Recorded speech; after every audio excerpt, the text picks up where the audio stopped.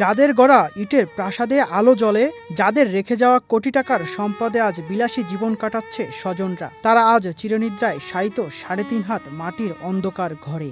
বনানী কবরস্থানের শত শত কবরের মাঝে তাকালে থমকে যেতে হয়। কোথাও সুন্দর যত্ন, আবার ঠিক পাশেই হাঁটু সমান আগাছা আর জঙ্গলে ঢেকে আছে নামফলক। এক সময়ের ক্ষমতাধর আর প্রভাবশালী মানুষদের একাংশের শেষ ঠিকানা আজ চরম অবহেলা আর অনাদরে বিলীন হতে চলছে।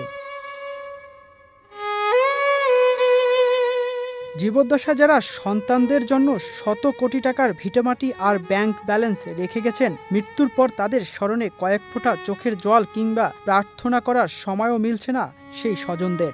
বছরের পর বছর পেরিয়ে গেলেও পরিবারের কেউ পা রাখে না এই প্রাঙ্গণে। অনেক পরিবারের সদস্য আবার প্রবাসী, আর দেশে থাকা সন্তানরাও গা ভাসিয়েছেন বৈষয়িক ব্যস্ততায়। 10 টাকা দিবেন এবং কি কবর সাফ করব। ও নামনে দিবে এক বছর আইবেন না, আপনার কবরটা দেখাশোনা করবো কে? আমি কাজ করে দেবো, আমার 10টা টাকা খরচা আছে না, আপনি তো দিবেন না, আপনি আইবেন 1 বছর পরে 2 বছর পরে। কবরের ওপর জন্মানো জঙ্গল আর ঝরে পড়া পাতার স্তূপ যেন চিৎকার করে বলছে পৃথিবীর নিঃসংকোচ নিষ্ঠুরতার কথা।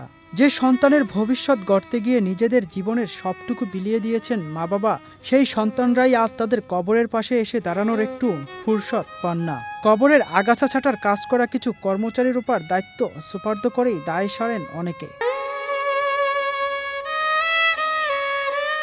ধন সম্পদ, ক্ষমতা আর প্রতিপত্তি কোনোটাই যে শেষ যাত্রায় যায় না, বনানী কবরস্থানের এই নীরব প্রাঙ্গণে যেন প্রতিনিয়তই সেই পরম সত্যই মনে করিয়ে দিচ্ছে।